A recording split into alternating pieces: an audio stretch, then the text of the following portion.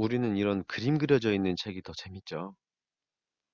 재개발 아파트가 완공되고 나서의 조감도와 분양 타입이 담긴 중후반부에서 받아볼 수 있는 요 책자는 좀 볼만합니다. 보는 재미와 고르는 재미가 있거든요. 우선 겉표지에 전체적인 예상 조감도가 보이죠. 넘기면 전체 단지에 좀 더 디테일한 조감도가 보이네요. 특별히 큰 차이 없이 이런 식으로 지어지겠죠. 그리고 이어서 실내 평형별 구조 사진입니다. 저는 여기 25평 A타입을 일지망에 넣어둔 상태입니다. 25평은 세 가지 타입이 있더라고요. 그리고 이 29평형짜리 A타입 이걸 이지망에 넣어놨습니다. 29평형도 총 세 가지 타입인데 제가 빼먹었네요. 그리고 33평형도 있는데 이런 중대형 평수는 투자 가치로선 조금 부족해서 선택하지 않았습니다. 지금 보이는 요것이 분양 신청서입니다. 지역마다 조합마다 양식은 조금씩 다르겠죠. 뒤에 보시면 이렇게 1지망, 2지망, 3지망까지 적어서 지장을 찍어 놨습니다. 웬만하면 1지망에서 선택될 걸로 보여집니다. 실제로 그때 가봐야 알겠지만요. 자, 지금까지 제가 부동산 경매로 낙찰받은 사례를 한번 살펴봤는데요. 낙찰받은 건수 자체가 많아서 그걸 일일이 다 보여드릴 수는 없고 제일 내용거리가 있는 것들만 몇 개만 조금 뽑아서 설명드렸습니다. 그리고 인천과 경기도에 있는 빌라 물건만 보여드렸습니다. 우선 이번 동영상의 주제가 빌라 사면 집값 떨어지냐라는 주제로 하다 보니 아파트나 토지, 상가 이런 건 참고 자료에서 뺐고요. 제가 처음 경매를 시작할 때 인천에서 시작을 한 이유를 설명드리기 위해서 이렇게 물건을 추려놓고 설명드렸습니다. 제가 보여드린 물건들이 전부 인천과 부천이었죠. 제가 왜 그 지역에서부터 시작을 했을까요? 이유는 간단합니다. 투자금이 제일 적게 들어간다는 것이 가장 큰 이유입니다. 심지어는 투자금이 안 들어가고 돈이 들어오는 경우에 물건들도 많이 있습니다. 두 번째는 경매 물건이 넘쳐납니다. 세 번째는 물건도 많은데 수요도 꾸준히 있어서 임대를 줄 때 공실률이 적고 되팔 때 매도하기도 좋습니다. 경매 투자를 처음 시작하시는 분들이 부담 없이 할 수 있는 노다지 땅인 거죠. 오늘 영상은 경매 물건을 설명하기 위한 시간이 아니니 경매에 대한 얘기는 일단 여기서 접고요. 추후 제가 좀 더 자세한 경매에 대한 영상을 한번 찍어서 올리겠습니다. 이번에는 경매 물건으로 산 9억 빌라들이 아닌 신축 빌라를 구입한 물건들을 소개하면서 설명드리겠습니다. 지금부터 제가 분양받은 신축 빌라 중 총 4채를 소개해 드릴 건데요. 분양받은 이유, 투자 목적과 방향성, 투입된 투자금 등은 먼저 물건들을 빠르게 소개해 드리고 나서 전체적으로 정리해서 말씀드리겠습니다. 우선 첫 번째 물건입니다. 여기 날짜를 보시면 올해 1월달 이때 분양받은 신축 빌라입니다. 주소지는 서울시 강서구 등촌동에 소재했고요. 강서구라면 아까 제가 경매 낙찰받은 부천시 고강동에서 바로 옆에 붙은 지역이죠. 차로 5분이면 강서구 진입합니다. 이 물건은 방 3개, 욕실 하나, 반지탕 구조의 빌라입니다. 현재 전세 세입자 거주 중이고요. 그럼 이곳의 위치를 한번 볼까요? 황금노선 9호선 등촌역 7번 출구 여기서 도보로 3분 거리에 있습니다. 주변에 초, 중, 고가 학교들이 여러 보이죠. 그리고 등촌동은 이번에 새로 들어선 그 신도시 마곡지구와도 인접해 있죠. 반사 이익을 충분히 기대할 수 있는 동네입니다. 믿고 들어가는 황금노선 9호선인 겁니다. 계속 갖고 갈수록 득보는 효자 노릇해줄 물건이라 생각합니다. 이번에는 강서에서 강동으로 넘어옵니다. 주소지상 서울시 강동구 천호동에 위치해 있고요. 이것은 작년 17년도 7월에 분양받았습니다. 방 2개, 욕실 하나짜리 일반적인 신축 빌라 투룸 구조이고요. 그런데 여기 보시면 옵션이 보이죠? 붙박이장, 인덕션, 에어컨, 냉장고, 세탁기. 풀옵션 투룸입니다. 현재 전세 세입자 거주 중이고요. 그럼 또 위치를 한번 볼까요? 우선 강동구는 강남 4구에 들어간 동네입니다. 집값이 계속해서 많이 올랐고 지금도 오르고 있습니다. 먼저 암사역 2번 출구에서 3분 걸립니다. 그 옆으로 초등학교, 중학교가 보이네요. 천호공원도 있습니다. 위로는 암사 종합 재래시장이 있고요. 좌측으로 가보면 광나루 한강공원이 있습니다. 이 안에는 수영장, 테니스장, 축구장, 농구장 등이 있고요.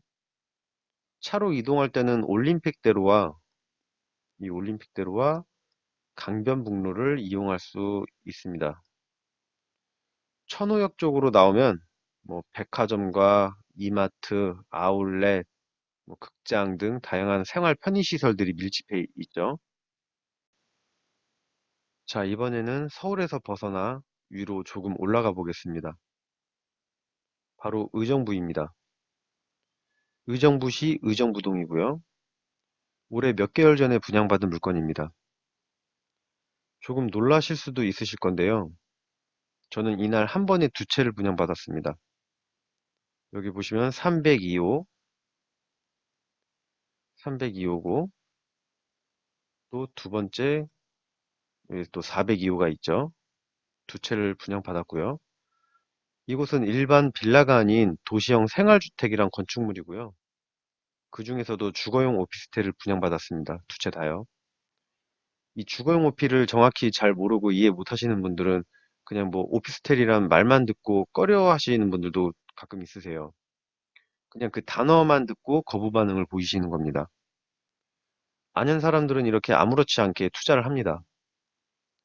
한 번에 2채던, 4채던, 8채던 뭐 말이죠. 아무튼 저는 이날 주거용 오피스텔을 2채 한 번에 분양받았고요. 이곳은 방 3개, 욕실 2개짜리 넉넉한 사이즈의 형태의 집입니다. 그럼 위치가 궁금하죠? 어디 붙어 있는 뭔데 2채나 분양을 받아? 여기에 붙어 있습니다. 의정부역 7번 출구 도보 3분 거리입니다. 상업지구 땅이라 앞으로 미래가치가 높습니다. 의정부는 여기에 미래가치가 몇 배로 더 좋아질 호재가 있죠. 바로 수도권 광역 급행열차 GTX 신호선 수혜지입니다. 혹시라도 아직 GTX를 모르고 계신 분들은 검색창에 쳐보시면 정보가 수두룩하게 나옵니다. 참고로 이 GTX를 의정부에서 타면 강남까지 13분이면 도착합니다. 기존에 73분 걸리던 걸 1시간이나 단축해서 13분 만에 도착을 한답니다. 서울역까지는 8분밖에 안 걸린다고 하더라고요. 그리고 제 경매 물건 중 아파트 재개발 단지가 되고 있다고 말씀드렸던 그 부평역도 GTX 비노선이 들어선다고 말씀드렸죠. 부평역에서 서울역까지 10분 내로 소요된다고 합니다. 그리고 의정부 GTX 다음 역인 강북역, 도봉구, 창동에는 이미 엄청난 개발 호재가 있죠. 서울 아레나, 도시재생 뉴딜 사업, 스마트 문화 지식센터 등 엄청난 개발 호재가 있습니다. 창동에요. 지금 사업이 본격화되고 있고요. 그런 창동역이 의정부와 한정거장 차이밖에 안 납니다. 솔직히 제가 창동 쪽에 투자를 하고 싶었는데 제 투자금 자본력과 시기적으로 안 맞아서 좋은 기회를 놓치고 지금까지 아직 투자를 못하고 있습니다. 이 부분이 제일 아쉽긴 합니다. 뭐 아무튼 굳이 표현하자면 꽝 대신 닭으로 저는 의정부 초역세권에 2채를 사뒀네요. 하지만 제가 이곳 의정부 신축빌라 현장에 투자를 한 결정적인 이유, 엄청난 이유가 있습니다. 잠시 뒤에 밝히도록 하고요. 이렇게 제가 분양받아서 투자하게 된 신축 빌라 4채를 골라 소개해 드렸습니다.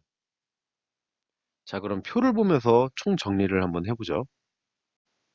제가 투자한 신축 빌라 투자처는 4곳이었는데 지역은 3군데로 나뉘죠. 한 건물에 2채를 샀으니까 말이죠. 그럼 지역적으로 투자 가치를 분석하고 저의 투자 형태와 투자 성격, 그리고 실제로 제가 지출한 투자 금액이 얼마인지 정리해 봤습니다. 우선 제가 이 4채의 신축 빌라를 투자한 형태는 동일합니다. 4군데 모두 전세 갭 투자로 진행했습니다. 자, 그럼 그 이유는 저는 다주택자로서 대출이 많이 안 나옵니다. 그리고 투자금도 항상 최대한 적은 비용으로 투자하려 합니다. 최대한 투자금을 적게 찢어서 다양하고 많은 투자, 즉 분산 투자를 하는 게 저의 투자 신념이자 투자 성격입니다. 그러기엔 전세계 투자가 딱 좋은 투자 형태인 거죠. 내 돈이 최대한 적게 들어간다? 뭐 이미 갭 투자를 아시는 분들은 단박에 알아들으셨죠? 여기 등촌동 빌라 같은 경우 제 돈 200만 원, 이 200만 원만 투자해서 제 집을 만들었고요. 천호동 빌라 같은 경우 단돈 300만 원으로 강동구에 제 집 한 채 산 겁니다. 이게 어떻게 가능하죠? 우리 전세 세입자분들께서 저 대신 이 빌라들의 집값을 대신 치러주죠. 전세금을 마련해 오시잖아요.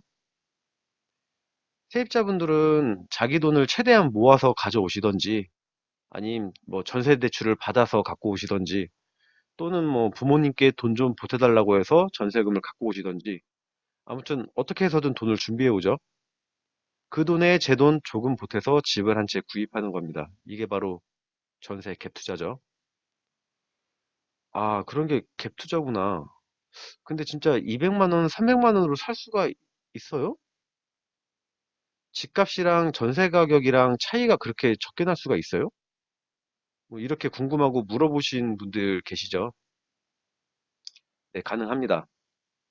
가능하고 말고요.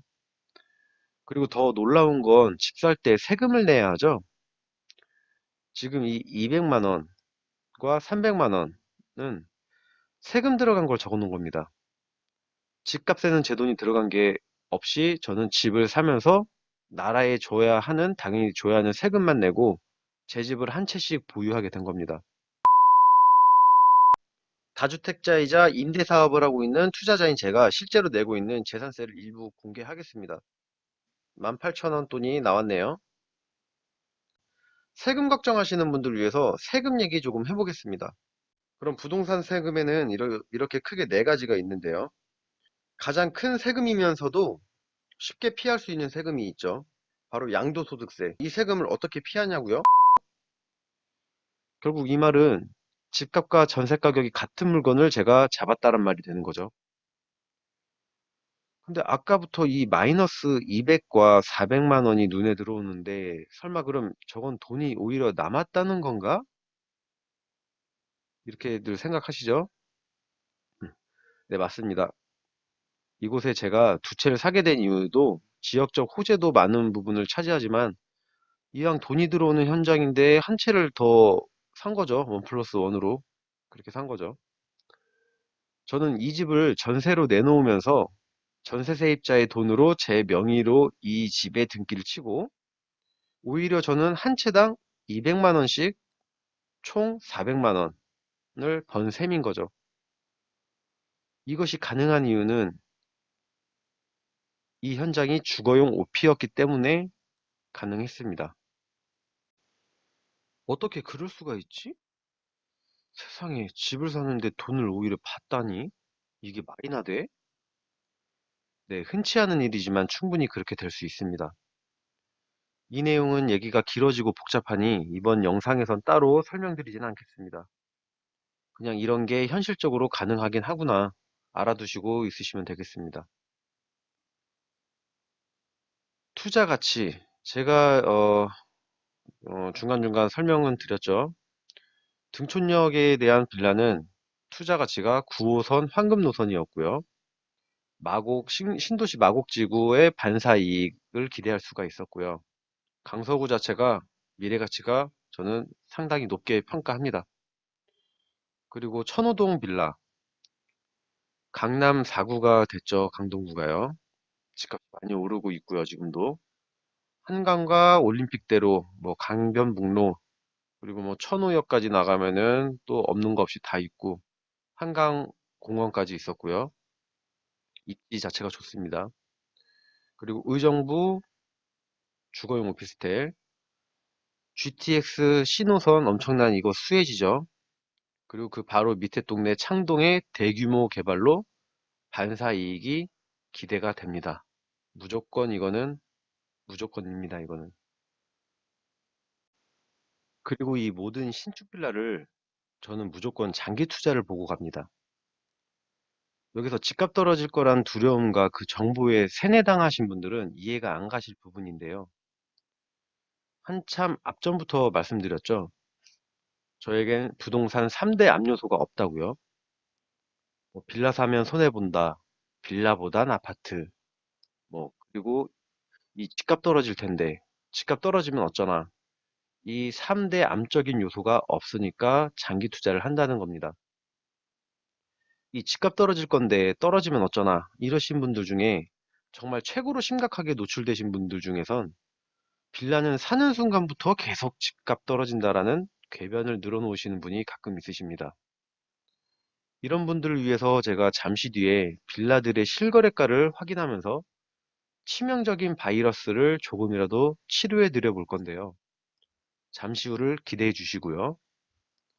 아무튼 다시 돌아와서 저는 신축 빌라를 장기 투자 목적으로 투자 성격이 저는 신축 빌라는 장기 투자 성격이다. 이 성격으로 분양을 받았습니다.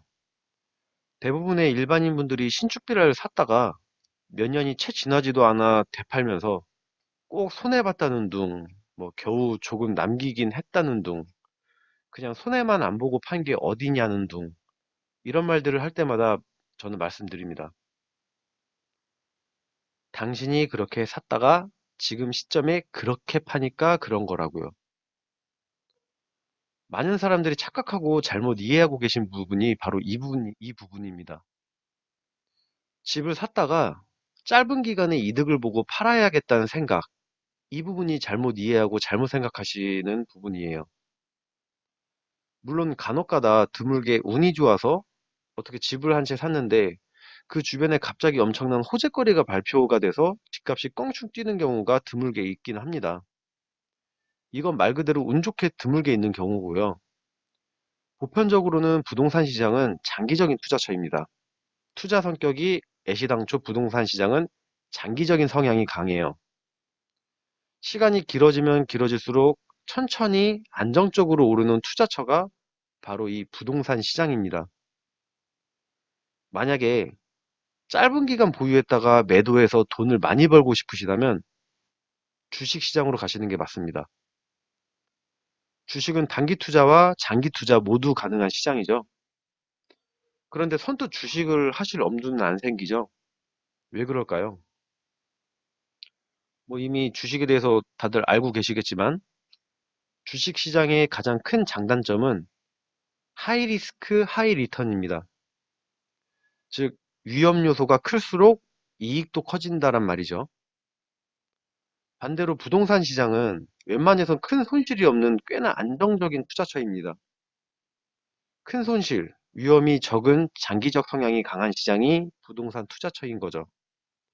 거기에 정말 나의 노력과 열정으로 꼼꼼히 분석해서 투자하면 큰 이익도 충분히 생기는 매력적인 시장입니다. 제가 질문 좀 해볼게요. 집을 샀다가 꼭 팔아야 합니까? 뭐 이사를 갈 일이 생겼다고 굳이 꼭 팔아야 하나요? 전세나 월세를 놓고 나가시면 분명 훗날 좋은 일이 벌어지긴 할 건데 굳이 왜 손해까지 보고 또는 이득을 보지도 못하고 팔지 못해서 안달이 나서 왜 다급하게 처분을 하고 나가시나요? 제가 계속 말하지만 애시당초 집을 잘못 사서 오를 가치가 없고 뭐 미래가 어두운 물건이라면 빨리 팔거나 뭐 어떤 대처를 하긴 해야겠죠. 하지만 지금처럼 제가 집을 구할 때처럼 투자 목적과 뭐 방향성, 미래 가치를 명확하게 설정하고 꼼꼼히 따져보고 사신 분들은 집을 아깝게 팔지 말라고 말씀드립니다, 저는. 그렇게 잘 산 집을 아깝게 왜 팝니까? 분명 훗날 시간이 흐를수록 효자 노릇을 톡톡히 해줄 물건인데요. 그런 생각으로, 그런 확신으로 저는 이 신축 빌라 물건들을 산 거고요. 아, 또 그런 생각들을 또 하시죠. 집이 두 채, 세 채 이렇게 자꾸 늘어나면 세금 두들겨 맞아서 많이 내지 않습니까? 다주택자들 다 잡는다던데, 정부에서. 이렇게 말씀하시는 분들 치고 부동산 세금에 대해서 제대로 이해하고 계신 분들 제가 거의 본 적이 없습니다.